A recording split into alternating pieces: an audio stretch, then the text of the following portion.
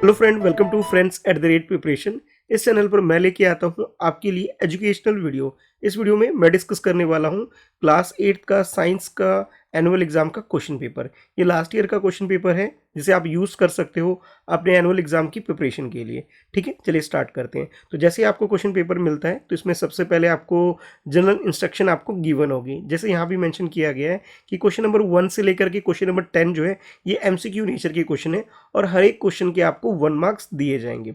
Next आपको mention किया गया है कि question number from 11 to 15 are very short answer type and carry 1 marks each. यानी कि 11 से लेकर 15 तक के जितने भी क्वेश्चन है ये सब आपको 1 मार्क्स के होने वाले और इसमें आपको वेरी शॉर्ट आंसर लिखना है, जहाँ पे आप 1 वर्ड में या फिर 1 सेंटेंस में आंसर लिख सकते हैं।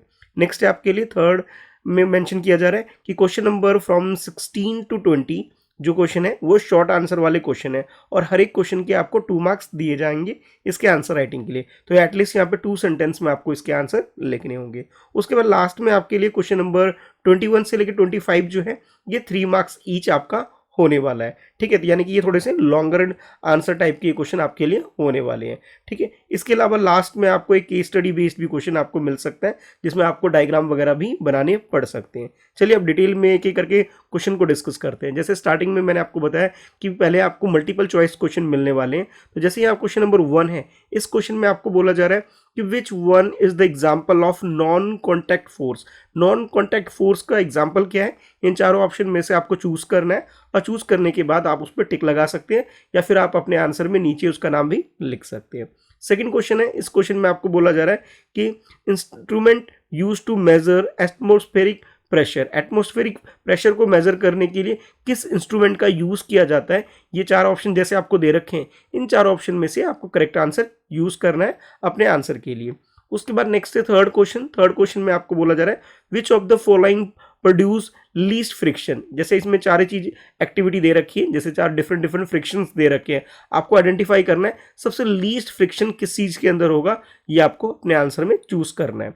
उसके बाद लास्ट, इसके बाद नेक्स्ट नीचे जो आप देख रहे हैं क्वेश्चन नंबर फोर्थ क्वेश्चन में आपको बोला जा रहा है कि lubricants are use to. Lubricant किस चीज के लिए यूज किया जाता है ये आपसे पूछा जा रहा है। तो फ्रिक्शन को इंक्रीज या डिक्रीज करने के लिए इसे यूज किया जाता है। तो जो भी एक चीज के लिए इसके यूज किया जाता है उसके अकॉर्डिंग आपको यहाँ पे आंसर में बता देना है। ठीक है, तो इसके बाद नेक्स्ट है आपके लिए क्वेश्चन नंबर 5। फिफ्थ क्वेश्चन में आपको बोला जा रहा है कि आपको फुल फॉर्म बतानी है एलईडी की। एलईडी बल्ब वगैरह हम लोग यूज़ करते हैं और बहुत सारे ऐसे इंस्ट्रूमेंट आज के टाइम पे एलईडी यूज़, जिसमें एलईडी यूज़ होता है, तो उससे रिलेटेड आपके लिए क्वेश्चन भी आ गया कि एलईडी की जो फुल फॉर्म है ये फोर डिफरेंट आपको फुल फॉर्म दे रखे हैं, जिसमें से आपको करेक्ट वाले अपने आंसर में चूज कर लेना है। उसके बाद नेक्स्ट है क्वेश्चन नंबर 6, एक न्यूमेरिकल बेस्ड क्वेश्चन है जिसमें आपको थोड़ा सॉल्व करना है और उसके बाद जो चार ऑप्शन दे रखे हैं उसके अकॉर्डिंग आपको आंसर पिक कर लेना है। जैसे क्वेश्चन है if a vibrating body completes 50 acceleration in 20 second the frequency of this vibrating body is. इसकी फ्रीक्वेंसी कैलकुलेट करने के लिए आपको बोला जा रहा है। तो सिंपल सा फॉर्मूला है, आप इसे डिवाइड करके इसे सॉल्व करके अपना आंसर बता सकते हैं। उसके बाद नेक्स्ट है आपके लिए क्वेश्चन नंबर 7 क्वेश्चन में आपको बोला जा रहा है which part of below musical instrument vibrates to produce sound. तो इनमें से कौन सा ऐसा म्यूजिकल इंस्ट्रूमेंट है, जिसमें चार ऑप्शन आपको दे रखे हैं, जिसे आप वीडियो को पॉज करके भी रीड कर सकते हो। इन चारों में से उस म्यूजिकल इंस्ट्रूमेंट को आइडेंटिफाई करना है जो कि वाइब्रेट करके साउंड प्रोड्यूस करते हैं। तो जैसे चार ऑप्शन दे रखे हैं, इन चारों में से करेक्ट आंसर आप चूज कर सकते हैं। इसके बाद नेक्स्ट है आपके लिए क्वेश्चन नंबर 8 क्वेश्चन में आपको बोला जा रहा है एक कंडीशन, एक सिचुएशन आपको दे रखी है और इस सिचुएशन के अकॉर्डिंग आपको आंसर करना है। जैसे क्वेश्चन है on A rainy afternoon Rahul was in an open field with an umbrella. How should he protect himself in case of incident of lighting. जैसे आप लोग बारिश वगैरह होती है तो आप लोगों को लाइटिंग यानी कि बिजली कड़कते हुए आपने देखा होगा, तो इस चीज़ से प्रोटेक्ट करने के लिए राहुल क्या कर सकता है, ये आपके पास चार ऑप्शंस दे रखे हैं। इन चार ऑप्शन में से आपने क्या करना है, करेक्ट आंसर को पिक कर लेना है अपने आंसर के लिए कि वो ट्री वगैरह के नीचे अपने आप को हाइड कर सकता है या फिर जैसे अम्ब्रेला है तो अम्ब्रेला यूज़ कर सकता है। जो भी आपको लगता है करेक्ट आंसर है, तो चार ऑप्शंस दे रखे हैं, इसके अकॉर्डिंग आपको चूज कर लेना है। इसके बाद नेक्स्ट है आपके लिए क्वेश्चन नंबर 9 क्वेश्चन में एक डायग्राम आपको पहले मेंशन किया गया है। पहले अच्छे से इस डायग्राम को देख लीजिए, उसके बाद क्वेश्चन को रीड करिएगा। और जैसे क्वेश्चन में बोला जा रहा है कि student makes a circuit as shown. जैसे आपको सर्किट का एक डायग्राम आपको दे रखा है, जहाँ आप ये देख सकते हैं बैटरी मेंशन की जा रही है या बल्ब मेंशन किया जा रहा है, ठीक है। और इसके अलावा ये डिस्ट्रीब्यूटेड वाटर के बारे में मेंशन किया रहा, बॉयलर ये रहा, ये सारी चीज़ें यहाँ पे मेंशन की गई है। अब क्वेश्चन आपसे ये पूछा जा रहा है कि ये जो जिस स्टूडेंट ने ये सिर्फ प्रिपेयर किया है उसके बारे में मेंशन किया जा रहा है, he notice that the bulb does not glow, what change in the circuit will help him to glow the bulb. अब देखो इसने सर्किट तो तैयार कर लिया अच्छे से, लेकिन इसके अंदर कुछ ना कुछ मिस्टेक है, तो उस मिस्टेक को आपको आइडेंटिफाई करके उसके अकॉर्डिंग बताना है कि इसके अंदर क्या चेंजेस करना चाहिए ताकि जो ये बल्ब है ये अच्छे से जल जाए, ये जल्दी ऑन हो जाए। इसके बारे में क्वेश्चन पूछा जा रहा है, तो उसके अकॉर्डिंग आपको यहाँ पे अपने आंसर को 4 ऑप्शन दे रखे हैं, इसे पिक कर लेना है। इसके बाद नेक्स्ट है आपके लिए क्वेश्चन नंबर 10 क्वेश्चन में आपको यह मेंशन किया जा रहा है कि two charge body are brought close to each other, choose the most appropriate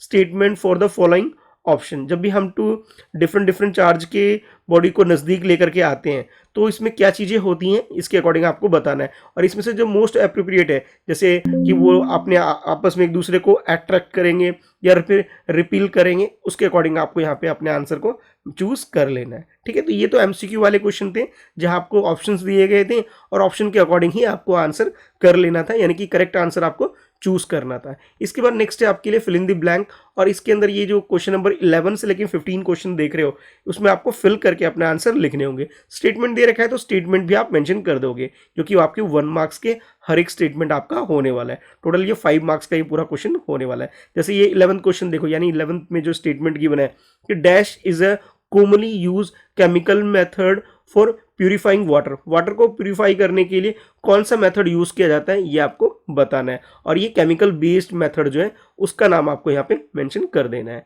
12th में आपको बोला जा रहा है कि asteroid are found between the orbit of, देखिए एस्ट्रॉइड जो होते हैं, ठीक है, ये कहाँ पाए जाते हैं, 2 डिफरेंट प्लानेट के बीच में पाए जाते हैं। तो एस्ट्रॉइड बेल्ट जो होते हैं जैसे आप लोग जानते हो, तो वो कौन कौन से प्लानेट है, उन प्लानेट का नाम अपने आंसर में आपको लिख देना है जिसके बीच में ये एस्ट्रॉइड पाए जाते हैं।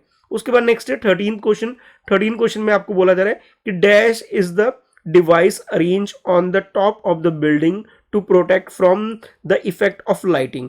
देखिए बिल्डिंग को प्रोटेक्ट करने के लिए जिसे बोला जा रहा है कि कौन सी डिवाइस यूज की जाती है ताकि लाइटिंग वाला जो प्रॉब्लम है इससे इसके जो हार्मफुल इफेक्ट ना हो सके, तो उस डिवाइस का नाम यहाँ पे आपको बता देना है। अच्छा, उसके बाद नेक्स्ट है 14 क्वेश्चन में आपको बोला जा रहा है the increase in the average temperature of earth atmosphere is called. देखिए आप लोग जानते हैं कि ग्लोबल वार्मिंग जो इंक्रीज हो रहा है ये किसकी वजह से हो रहा है, टेम्परेचर इंक्रीज होने की वजह से। तो उसी के बारे में स्टेटमेंट आपको दे रखा था, उसके अकॉर्डिंग आप अपने आंसर को यहाँ लिख सकते हैं। उसके बाद 15 क्वेश्चन में आपको बोला जा रहा है if you apply the force along the left side से आप किसी चीज के ऊपर, किसी ऑब्जेक्ट के ऊपर अगर फोर्स लगा रहे हो तो उसके अकॉर्डिंग आपसे क्वेश्चन में पूछा जाए the friction act along the dash, तो फ्रिक्शन किस तरफ एक्ट करेगा वो आपको यहाँ पे मेंशन कर देना है। तो 1 वर्ड में आप अपनी इस आंसर को कंप्लीट कर सकते हो। अच्छा, इसके बाद नेक्स्ट है आपके लिए क्वेश्चन नंबर 15 के बाद नेक्स्ट है आपके लिए क्वेश्चन नंबर 16, और जैसे यहाँ पे थोड़ा सा चॉइस दे रखा है आपको यहाँ पे कि यहाँ पे आपको क्वेश्चन नंबर 16 से लेकर के 20 तक में जो क्वेश्चन है 5 क्वेश्चन है, और कई बार आपको यहाँ पे 2 या 3 क्वेश्चन एक्स्ट्रा भी मिल जाएंगे जहाँ से आपको चूज करके अपने आंसर को करना होगा। जैसे 16 क्वेश्चन को देखो, जिसमें आपको बोला जा रहा है कि state any 2 situation for which friction is necessary. आपको वो 2 सिचुएशन के नाम मेंशन करना है जहाँ पे फ्रिक्शन जो है हमारे लिए नेसेसरी हो जाती है, यानी फ्रिक्शन का यूज किस सिचुएशन में किया जाता है उसके अकॉर्डिंग आप यहाँ पे अपने आंसर को लिख देंगे।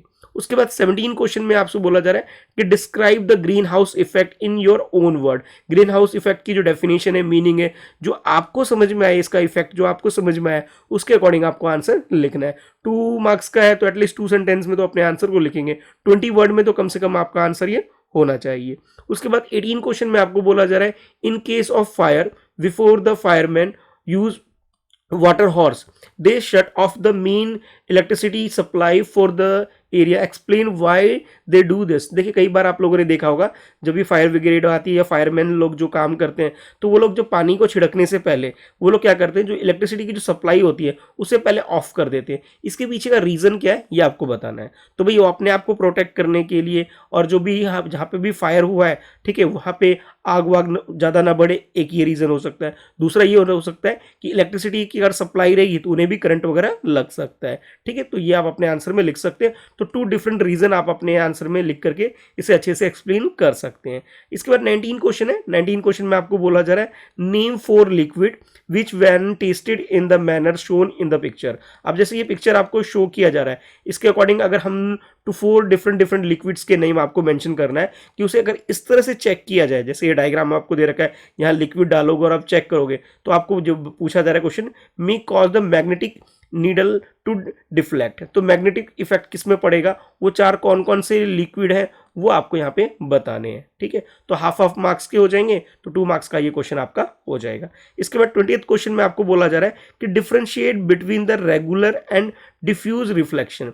रिफ्लेक्शन के जो 2 डिफरेंट टाइप्स है, रेगुलर और डिफ्यूज, दोनों को आपको डिफरेंशिएट करके इनके बीच का जो डिफरेंस है ये आपको बताना है। इसके बाद फर्दर एक स्टेटमेंट में क्वेश्चन और भी पूछा जा रहा है आपको फर्दर कि does diffuse reflection means the failure of the law of refraction. क्या आपको ये स्टेटमेंट बताना है कि करेक्ट है या रॉन्ग है, ये अपने अकॉर्डिंग आप अपना आंसर लिख सकते हैं।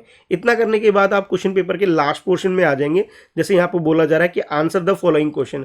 अब देखिए यहाँ पे ना आपके पास क्वेश्चन नंबर 21 से लेकर के 25 टोटल 5 क्वेश्चन आपको देखने को मिल रहे हैं। ठीक है, और ये हर एक क्वेश्चन आपके 3 मार्क्स के होने वाले हैं। जैसे क्वेश्चन नंबर 21 देखिए, इसमें आपसे क्वेश्चन पूछा जा रहा है व्हाट इज द कॉन्स्टेलेशन, ये आपको इसकी मीनिंग या डेफिनेशन आपको बतानी है।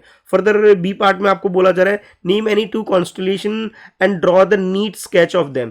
तो आपको किसी 2 का आपको नाम लिखना है और साथ के साथ इसकी एक स्केच यानी कि ड्राइंग भी बना करके आपको दिखानी है। और क्वेश्चन नंबर 22 में आपको बोला जा रहा है draw a neat level diagram of larynx and briefly explain the mechanism of producing the sound in the human being. हमारे बॉडी के अंदर किस तरह से हम लोग साउंड वगैरह प्रोड्यूस करते हैं उसके रिगार्डिंग में आपको एक डायग्राम अच्छे से बना के भी दिखा देना है। ठीक है, और उसे एक्सप्लेन भी करना है। उसके बाद क्वेश्चन नंबर 23 में आपको बोला जा रहा है draw a neat level diagram of human eye and explain how you can take care of your eyes. पहले तो आपको आई यानी ह्यूमन आईज का आपको एक डायग्राम दिखाना है जिसके अंदर डिफरेंट पार्ट्स के आपको अच्छे से लेबल करना है, हर एक चीज़ के बारे में नाम मेंशन करना है और उसके बाद किस तरह से आप इसे प्रोटेक्ट कर सकते हैं। ठीक है, तो उसके बारे में भी आप मेंशन कर सकते हैं 1 और 2 पॉइंट में लिख करके।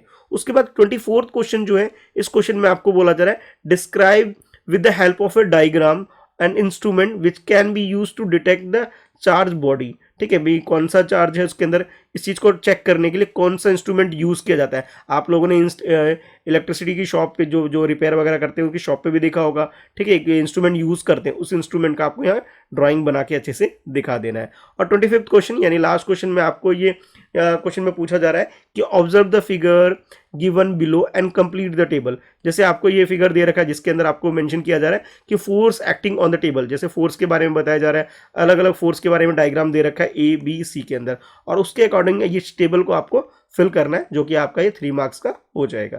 तो इस टाइप के क्वेश्चंस जो प्रीवियस ईयर केंद्रीय विद्यालय में जो आए थे उसका मैंने पूरा एक्सप्लेन किया आपको, क्वेश्चन कौन कौन से कैसे कैसे क्वेश्चन कितने मार्क्स के हैं। ठीक है, जिसे आप घर पे बैठ के प्रैक्टिस कर सकते हैं ताकि आपकी एनुअल एग्जाम की एक अच्छी प्रिपरेशन हो सके। ठीक है, वीडियो को लाइक कर दीजिए ताकि ऐसी और वीडियो मैं आपके लिए चैनल पर ला सकूँ। फ्रेंड्स, @प्रिपरेशन को सब्सक्राइब करके बेल आइकन प्रेस करिए ताकि आपके पास लेटेस्ट वीडियो की नोटिफिकेशन मिल सके। इस वीडियो में इतना ही है, मिलते हैं नेक्स्ट वीडियो में। कोई डाउट है, कुछ पूछना चाहते हो तो आप लोग मुझे कमेंट में लिख के पूछ सकते हो, या फिर आप लोग मुझे इंस्टाग्राम पे फॉलो भी कर सकते हो। मेरी आईडी है @Mr. कृष्णा शाह। ठीक है, जहाँ आप मैसेज पे अपने डाउट्स वगैरह डायरेक्टली उससे पूछ सकते हो। तो thanks for watching, bye bye.